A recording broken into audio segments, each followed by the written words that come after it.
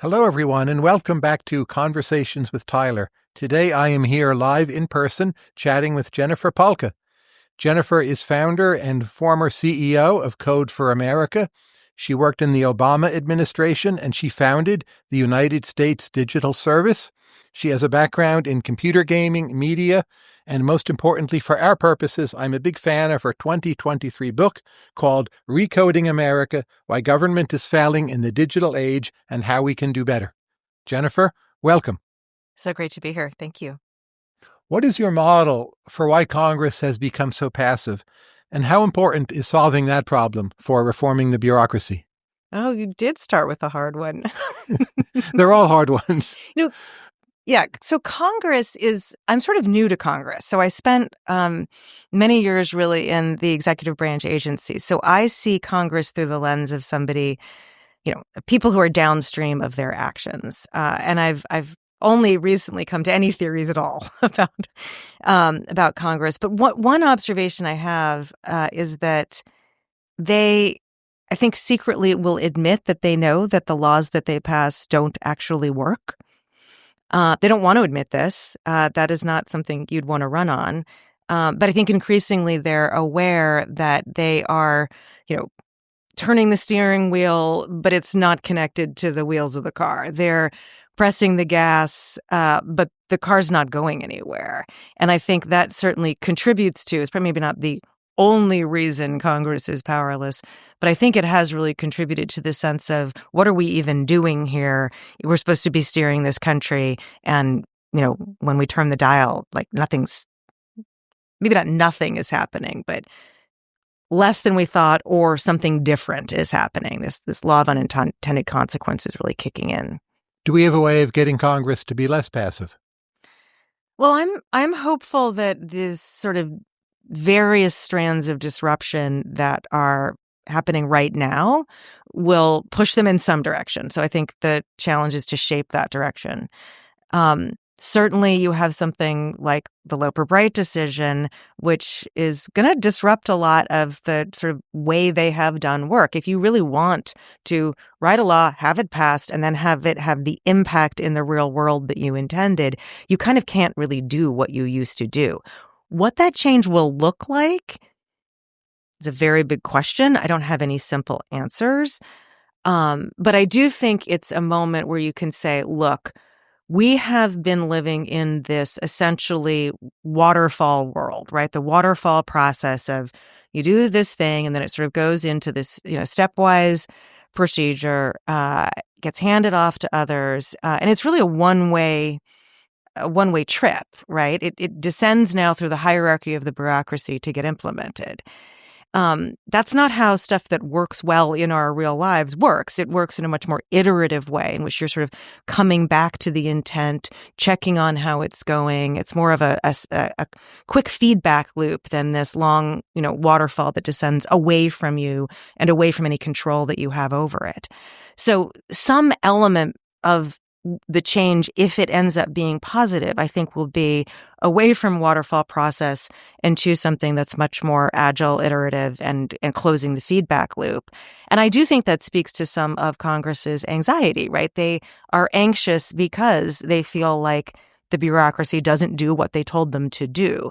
And it's not a surprise that they don't because of the structures. But the change that we're talking about, I think, is really profound. It's moving from one paradigm that is very, very ingrained in how Congress operates, how the executive branch agencies operate, but also just how everybody thinks.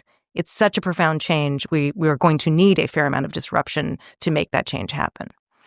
Now, we're talking in March 2025. To the extent Congress stays passive, that residual authority, where do you want to see that reallocated to? To the executive branch, to the courts? Because a lot of what you write is very critical about the courts, right? There's too much of the judiciary. Yeah. But this is March 2025. Yeah. And where should that power go? Well, I mean, your question about Congress being passive in this moment, of course, I didn't really answer. I'm sort of talking more generally, I think, before the inauguration. But no, I would agree. We have put far too much into the judiciary. We are having them make decisions that I think executive branch agencies should make. And one of the big problems with sort of punting everything out into the courts is that those tight feedback loops require you to act quickly, and the courts do not act quickly.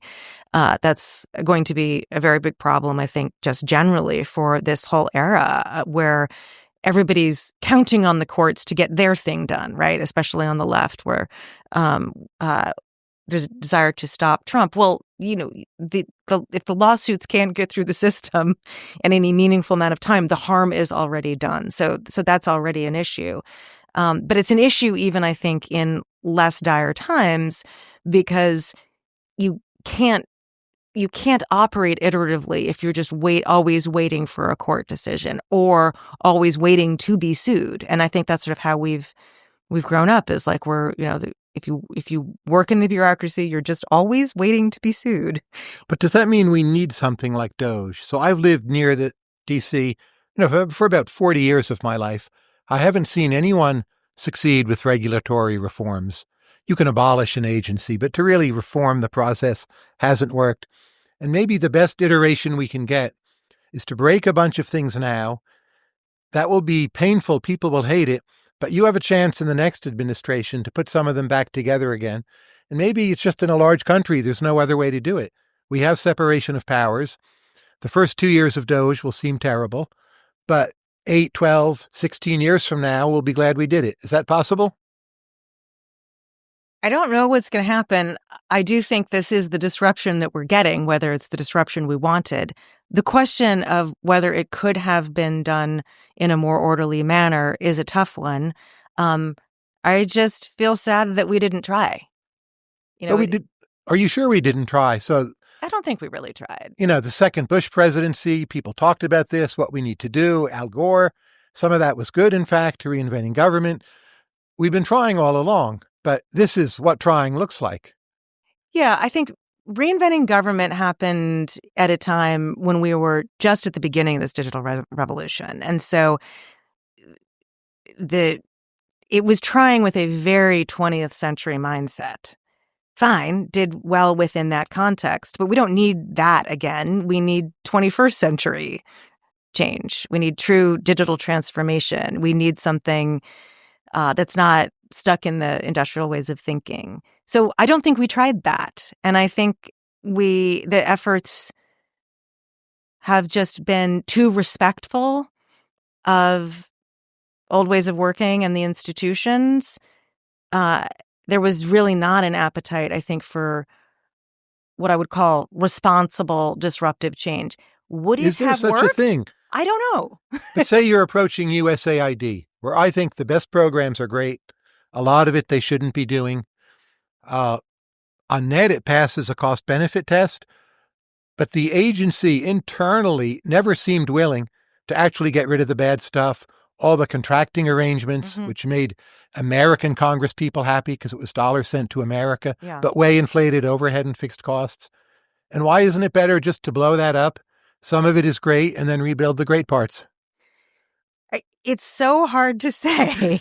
I've had the same thought. In fact, before inauguration, I wrote about the Department of Defense, right? It's the same thing. There's a clear recognition by the people in the institution, as you saw with USAID, that this is not okay, that this is not working. And it's just strange to be in an institution that large where so many people agree that it's not working from the bottom to the top. And yet nobody can make really substantive change. Like, you look at efforts like UnitX, there's this book out by Rasha and Chris Kirchhoff about their efforts to start the Defense Innovation Unit. He's been a guest on the show. Yes, he was of course, great. Of course, right. So, unbelievable talent, unbelievable support from the Secretary of Defense and actually then subsequent Secretaries of Defense, and good outcomes for sure. But is the Department of Defense fundamentally more agile than it was before? Not meaningfully so. So we do have a real problem that isn't even just that a lot of people are resisting change. I think most people want change, but somehow the system itself fights back against any individual who's trying to change it. And I told a story about being at an event where the person next to me is one of these events, where people are off the record. And this person was a pretty senior official in the Air Force. And I said that I thought we would have a safer country with a smaller defense budget. And, people look at me and they're like, she's a hippie or something, like she just doesn't care about our national defense. I spent 4 years on the Defense Innovation Board, and I learned to care a lot about our defense and to be quite worried about it. And I felt a little awkward saying this next to this Air Force this Air Force official, because it sounds insulting, like I want to, cut your budget. And he turned to me and he's in front of everyone, he said, "You're right, except it needs to be 50%. Because when we've had 15 or 20% cuts, it doesn't shock the system enough to actually change behavior. Of course, you can have a cut like that would be a shock to the system. A hot war would be a shock to the system. And we all know we will see change when that happens. So I have, in a sense, been an advocate for this kind of shock to the system. And I was sort of alarmed in a certain sense when DOGE, came and said, we're going to, or I think Vivek Ramaswamy, when he was going to be on DOGE, was saying we get rid of we get rid of half the bureaucrats based on the last number of their social security numbers. Like, wow, what he's saying, what I'm saying kind of rhyme. And yet I feel like I come at it from fundamentally a desire for government to work. And sometimes it's hard to see whether what's going on right now is about government working better or just being smaller. I think it could be smaller and be better. If we think but that about better defense, is still really important to me. You use the defense example. If we think about what has worked, it seems to me that outsourcing non-bureaucratic activity to, say, Palantir and Anduril has been very effective, cost-effective, probably militarily effective. We'll see, but and also Christopher Kirchhoff's unit has worked pretty well. So why don't we do more of that? Just take government agencies and sidestep them, like create a new NIH, call it something else, figure it will be good for 10 or 20 years, then we'll need to start all over again. But in the meantime, we cut the budget of the current NIH, say, in half, and create a new agency, like a DARPA for health, which we have a version of already. Yeah. Why not just keep on doing that? Create new things and destroy parts of old ones. Well, I mean, that does happen. That's what do we call it? The bureaucratic rigidity cycle, I think it's called. Right. Yeah.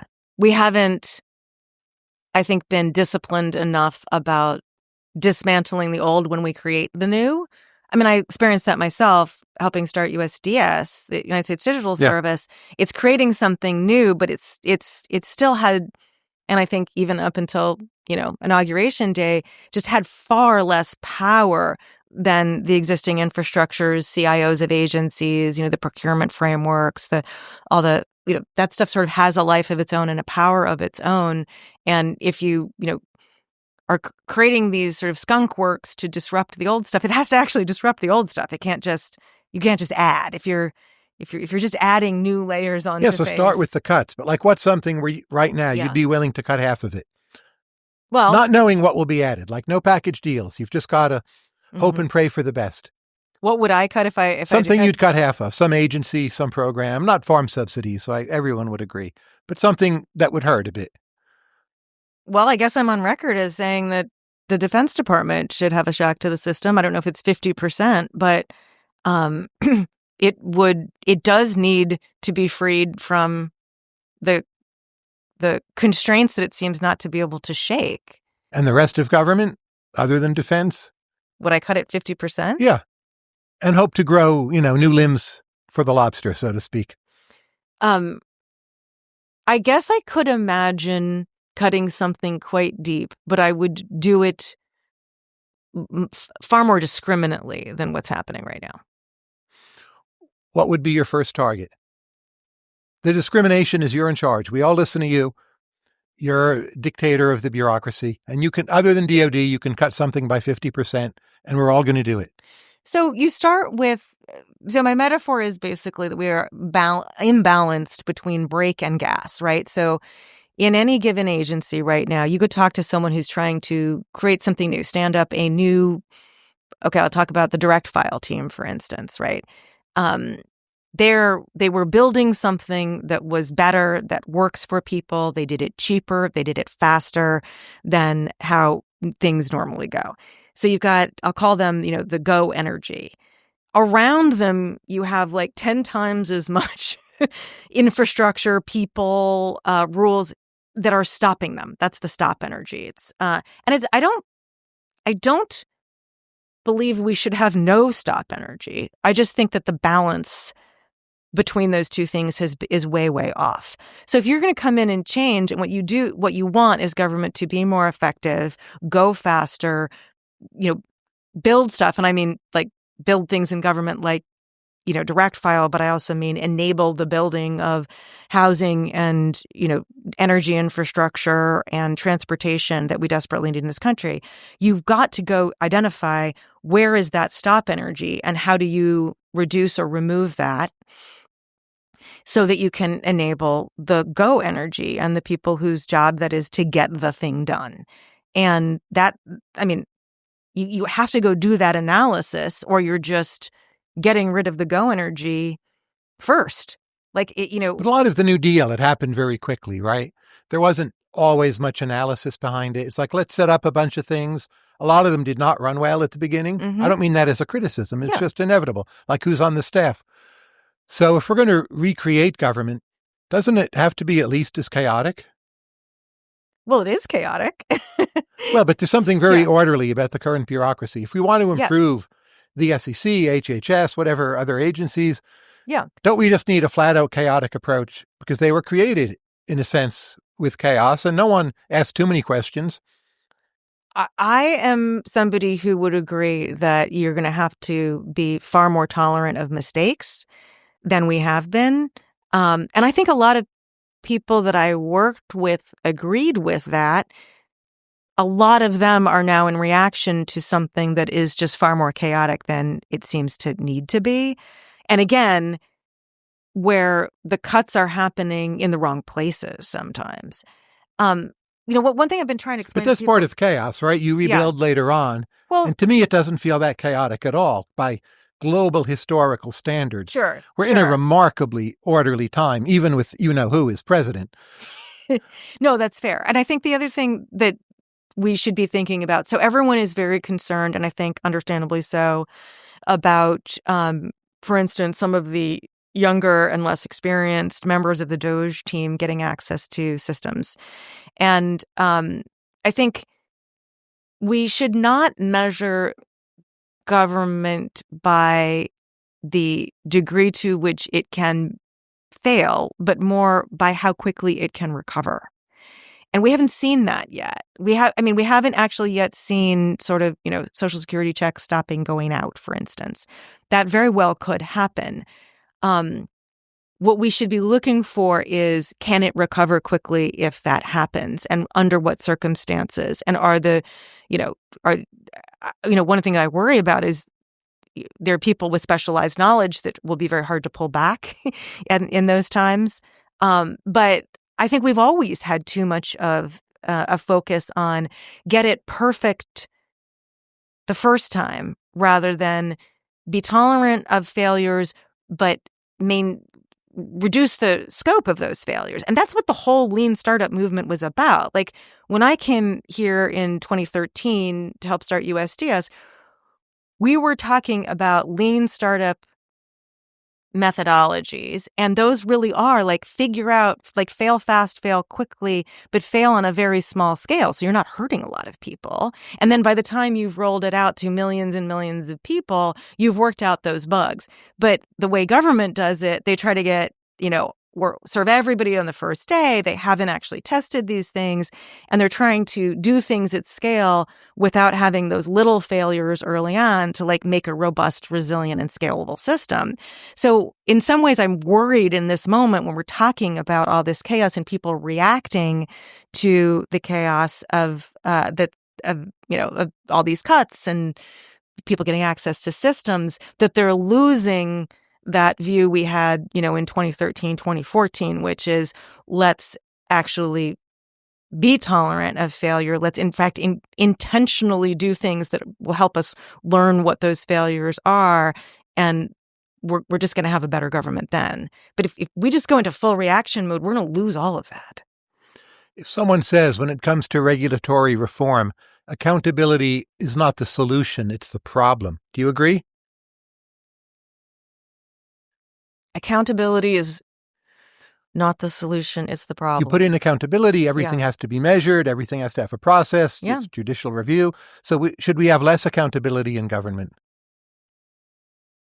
In a certain sense, I would agree with that. I don't think in sort of an absolute sense. I think the way that we structure accountability is very flawed. And I think we are holding public servants essentially accountable to metrics that are not proxies for real outcomes that people care about. And when you have a very high focus on accountability that is really about fidelity to procedure and process instead of to the actual outcome, that's not accountability. But outcomes are heterogeneous, they're tricky, they're long-term. When you ask people to measure, you end up with a lot more emphasis on process than you want. So maybe accountability is the problem. And to say, well, accountability for outcomes, that's just going to morph into accountability for process. That's what I observe, even in private companies. Mm-hmm. Big, successful, profitable private companies that we're all familiar with, they have the same problem, as I'm sure you know. That they're held accountable to that measurement. There's far too much process, bureaucracy, delays, they're slow. Look at construction productivity in the United States, right? It's terrible. It's declined. Yeah, no, I would agree with that. And that's the private sector. Yes. So I think one of the issues, though, is that there is more accountability to process in government than in the private sector, though, I believe. More in government. Yeah, because in the private sector, if you don't get the outcomes, you are unlikely to succeed financially. But there's a profit clear goal. And in government, there's not the same kind of outcome. So it collapses more into process. Yes, it collapses more into process. Absolutely.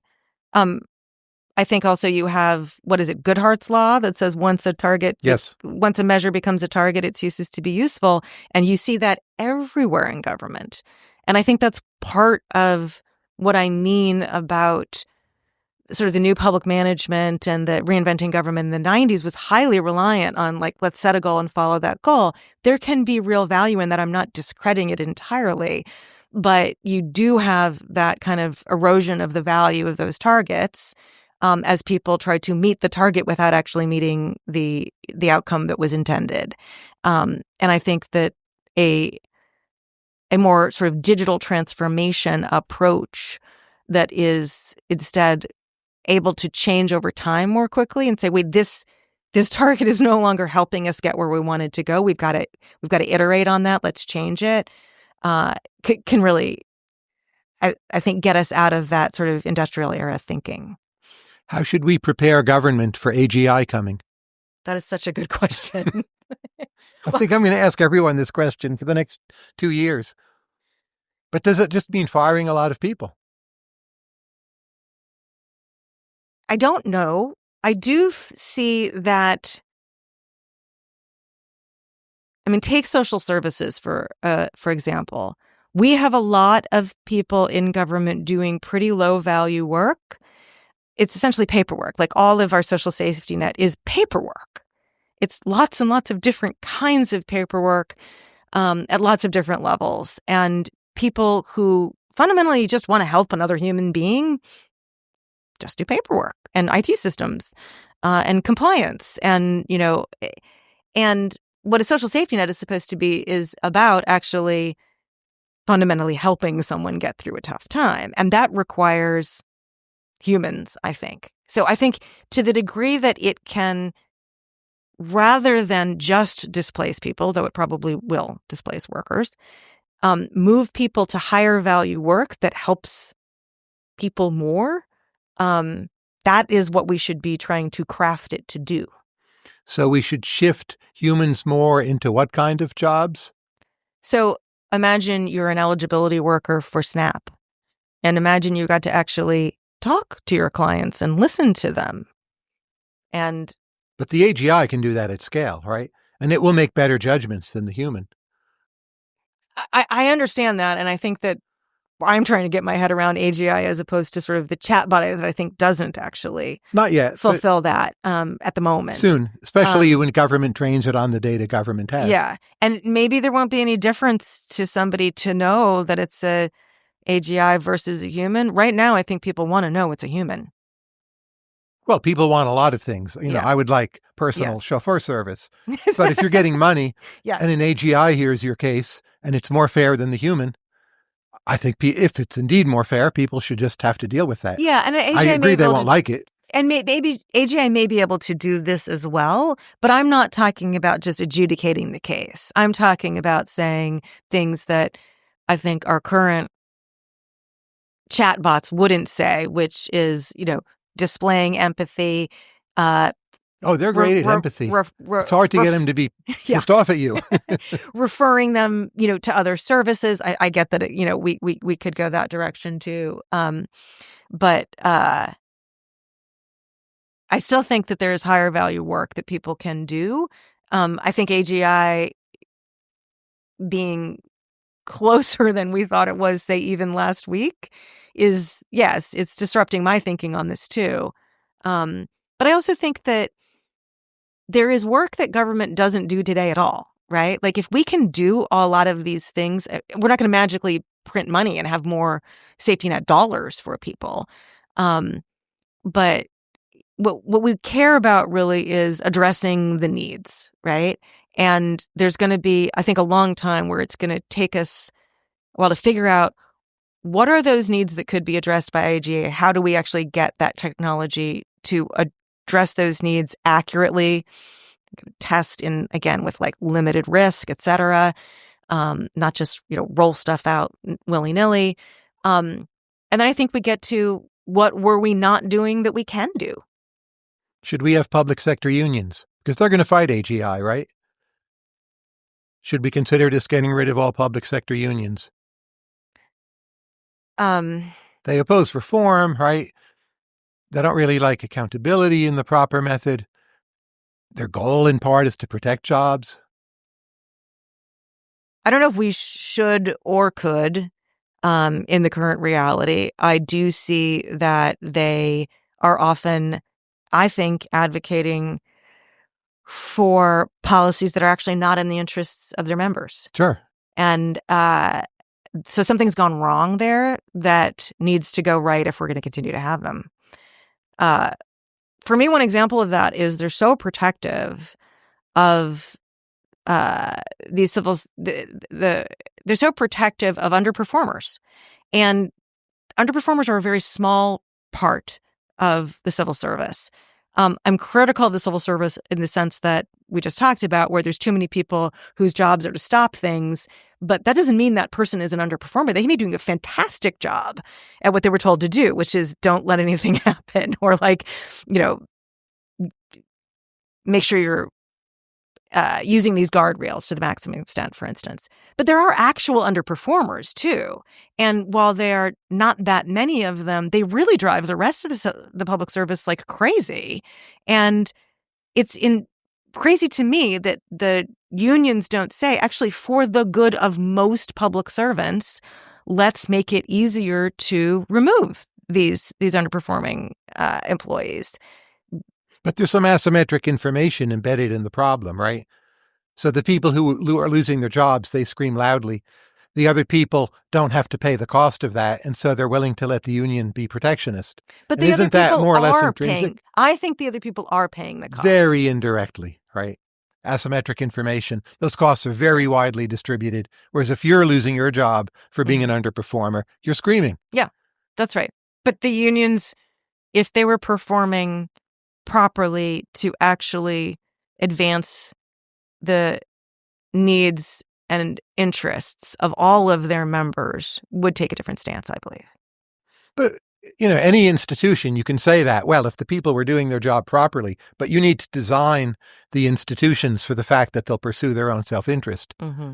So we're in a university, there's university administration, some things they do well, not well, but it's never an answer to a problem to say they should do their job properly. That's fair. yes, I think I don't really know. I don't know enough about unions to know how they would work if they were working properly. To me, I do think that, especially in government, I mean, Philip Howard's made a bunch of points about this that I've warmed to over the years. There is a different set of circumstances for public sector unions than in the private sector. And I think that's part of the problem, is that it's sort of been directly translated into the public sector. Philip Howard's much more articulate on this than I am, but I think maybe slightly counter to Philip, say that there is a higher need to protect civil servants from firing for a certain set of reasons. We do want an independent civil service that can say, actually, the science says X, right?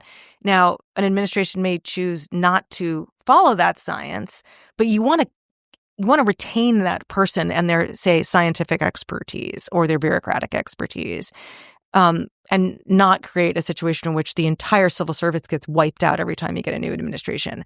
That sort of seems to be where we're headed. I don't necessarily see public sector unions succeeding in protecting against that, but to the extent that they exist to do that, I do value that. I do think we need independence. If we think about the United Kingdom, the country, their government, it seems quite stuck. Do you have an interpretation of how that's happened?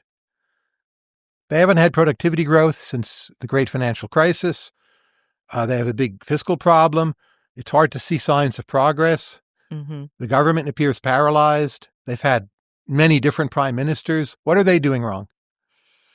I don't know. It's not really my topic. I actually get a lot of inspiration from the UK because they started the government digital service there, which was the inspiration for USDS. And in fact, a lot of the work they did at Code for America also just picked up on their principles and their values. But I don't think that has been a salve for, stagnation economically that is a little bit out of my territory. But when I look at what's written about the problems in the UK, I see a lot of that here in the US as well. But take Singapore. I've been to Singapore many times.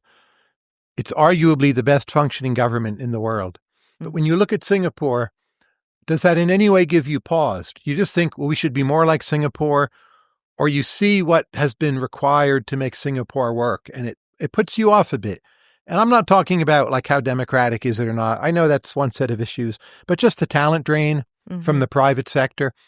There's a certain conformity in Singapore. Some of that comes from size. But when you have the super cooperative, well-disciplined civil service, that does come with some costs. And how well have they really done when you consider all possible factors? Look, I think there are obvious benefits to the system that they've set up, the value that they've placed on civil servants, the sort of technocratic, like extreme competence that they display. You could also say the same thing for Estonia. There's always this desire to say the U.S. should be like X or Y or Z. And the reality is, yes, you have a different culture, right? So would we be as orderly about it? No, where it's just we have a different culture.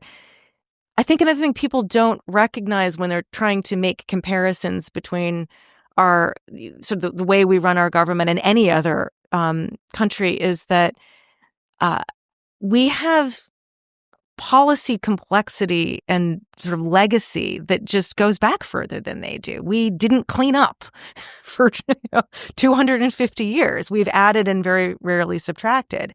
So if you look at a country like Estonia, their problem is not our problem. Like they have a relatively greenfield environment in which to create the digital infrastructure, but also to implement in a policy framework.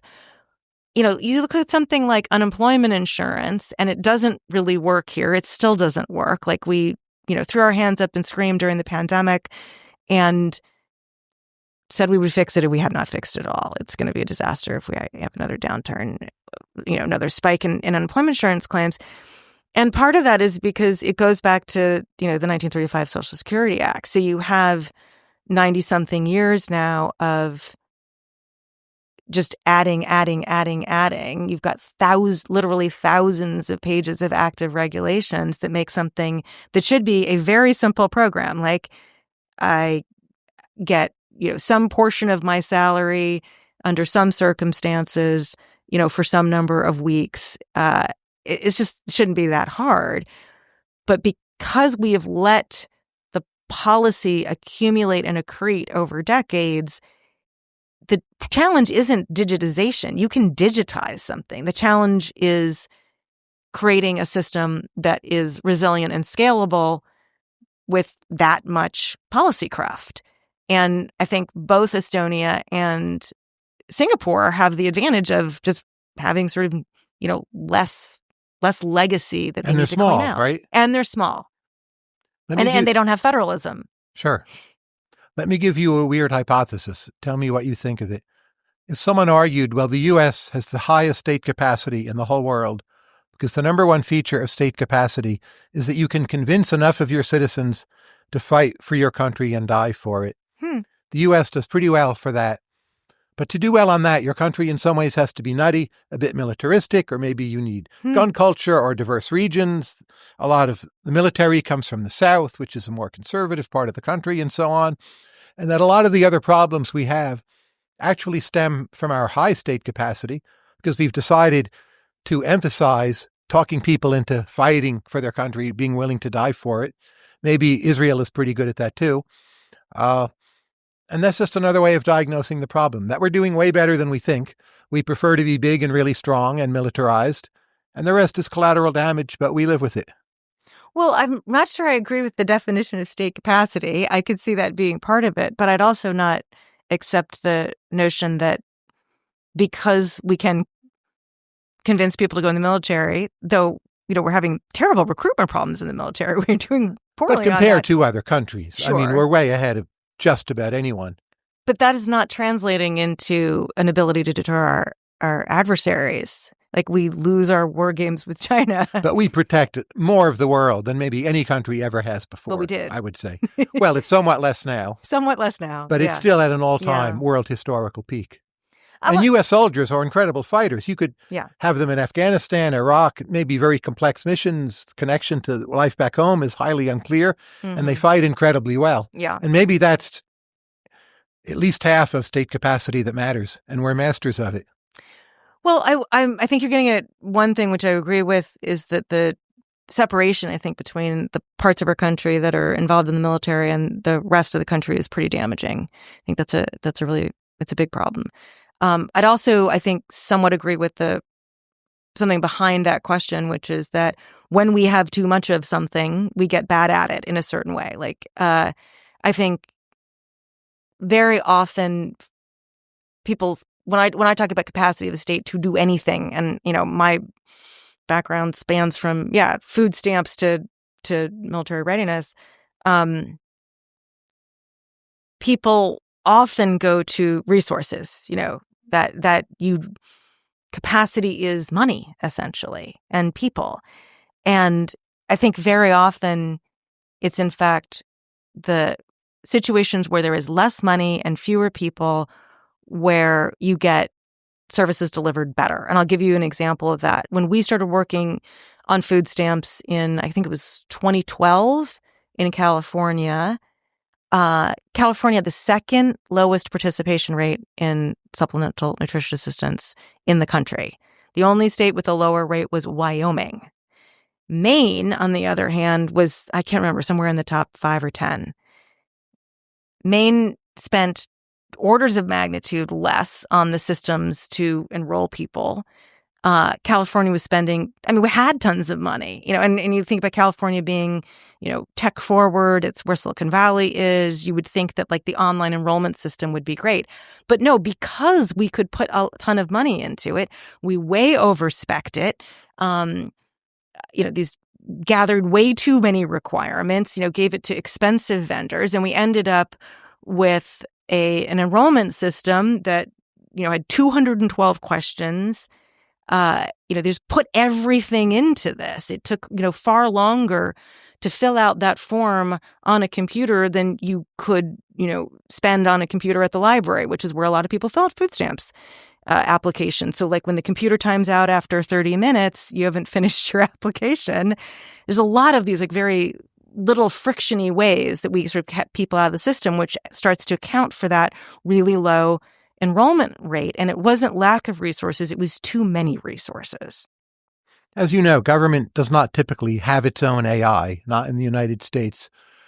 As AI becomes more important, will that lead to a de facto mass privatization through procurement? So the government will contract out services to the major AI companies. That will be done privately. Procurement will become far more important. The government itself, it won't quite vanish, but will be fundamentally different than what we've all grown up with. Is that just going to happen?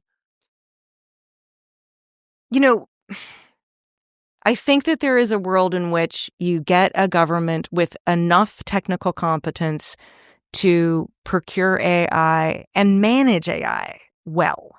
The problem with our procurement today is that we buy software the way we buy pencils and cars, right? We've bought a thing. AI isn't like that. And actually software isn't like that. This is a lesson we should have learned in the internet era, and now we need to learn even better in this AI era, is that it's you can't spend 5 years, developing requirements and sending it out for a bid and then having it come back and then say, okay, I bought this thing. You need the internal competence to do that process far better, far faster, and then to actually own and run that software, right? It has to be yours. And I think we could do that. And in some ways, there are rumors that DOGE is, actually pro-insourcing more tech talent in government. You're not hearing about that now, and it may just be a rumor and it may not be true. So, don't quote me on this. But I certainly think that folks in Musk's world came in and looked at government and said, how do you even operate with so little technical competence in-house? That's crazy. And it is crazy. They're right about that. So AI, yes, will either end up, I think, even further privatizing, not just the software, but like the whole operations, as the software and the operations are increasingly melded. Again, this is not new. It's or we'll be forced finally to gain the internal competence that we have always needed, and start to do this a little bit better. Let's say you're the nation of Peru and AI becomes more important. You run a lot of your education system through American AI, a lot of your military, your cybersecurity, processing of social services. At the end of all that, after, 15 years, are you even a sovereign nation still? Like, are we seeing this fundamental shift in what a government is? Like, if the U.S. government does something, at least it's U.S. AI. Other than U.S. and China, it's far from clear how many countries will have their own AI. What's going to become of Peru? I mean, I can't answer that question, but it's an excellent question. But I think it highlights the degree to which you are going to see. I think you may see countries realize this and take just more drastic steps to maintain their sovereignty, which I don't know how they're going to do it. But they could just stay backward, right? They could just not use the AI, and probably some will make that decision. I think some will. But that's a huge cost. Yeah. And then there's countries like France, where maybe they can have their own AI, but they haven't succeeded so far, but they could at least make a run at it.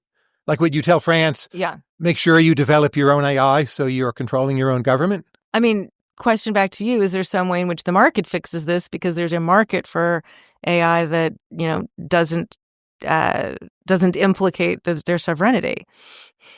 I worry that the economies of scale are in conflict with the number of nations in the world today, and we're going to see a very radical shaking out that will go fully unadvertised. But at the end of it all, geopolitics will be very different. And I don't know that France can build an AI good enough, actually. They had Mistral. They still do. It's not making money. People want to buy it. Macron says we're going to basically prop it up. But you can't just prop it up. It has to be good enough to work and be competitive. I don't know. But won't there be companies that have enough AI expertise that they're able to cater to the needs of a sovereign nation and say, I'll do this for you in the way that fits your needs. Well, it could be France contracts with Anthropic, and Anthropic, in a sense, runs the French government. And maybe we trust Anthropic. I'm not necessarily opposed to that by any means. But again, it's a very different world. It is a very different world, and it is very hard to game this out. And America and China for sure will have their own AIs, and maybe those countries just become much more powerful. And then you've got to decide, well, whose network are you in anyway? This is all coming at us very, very fast. And I think the point's been made that this is the first time that such a transformational technology hasn't fundamentally come out of U.S. government resources. This is not one that you can ultimately trace back to DARPA or DOD. And so our government really is at least then, even if it was privatized and the value, so much of the value came out of the commercialization of, DOD or DARPA investments. Since that's not the case this time, they don't really even understand it. And I think even before you get to the questions about other sovereign nations, we have the question of the relationship between the companies and the U.S. government and how we're going to sort that out. Not to mention federalism, right? We have plenty of governments in this country. What's your favorite novel about bureaucracy? A novel about bureaucracy? So I would say Kafka, a number of Kafka novels, but maybe that's too negative a view. Can I use a TV show? You can use a TV show. Well, there's so many, but I just for a positive vision, I got to call out Parks and Rec. Parks and Rec. And what does Parks and Rec show you? I've never seen the show. You've never seen the show. Yeah. It just indulges in that banality of things like, public meetings that are dominated by, the loudest voice and, how ultimately, humor and, just communities sort of get through it. But it's a very funny show. But yeah, it often highlights just the how mind-numbing bureaucracy can be, but also, how people end up making it sort of beautiful and funny. The Kurosawa movie, Ikiru, is very good, if you haven't seen it. Yes. I talked Ezra into watching it. Isn't that the one that's been remade in the UK recently? I'm not sure. Maybe. Oh, I'm going to forget the name of this movie, but it is excellent. And I believe this is the British version of that about a civil servant near the end of his life. Yes, exactly. That's it. And the playground. Correct. It's coming back. Yeah, I've heard about this. Okay, so I've seen the British version, and I should have named that. It's an excellent, excellent movie. That would be my favorite movie about bureaucracy. Well, can we put in the show notes the actual name of the British version? We will put it in the show notes, yes. Do you still do gaming? No. How do you think about not doing gaming? Just previous part of your life? Like, I don't play chess anymore. And I sort of feel I can't, I shouldn't, I won't. Gaming takes up a lot of time. Like it's hard to be a casual gamer. I mean, like my gaming now is like, I do the New York Times games like every day, Wordle and So you are still a gamer. Yeah. But I mean, since you're referring to me working in the video game industry, running the Game Developers Conference for many years of my life. And you can't play Doom for like 5 minutes on the bus, right? Yeah. So many, many hours have gone into many PlayStation games and Xbox games in an earlier part of my life. And it's just not part of my life anymore. What do you think you learned from that being such a big part of your life? Yeah, that's a good question. I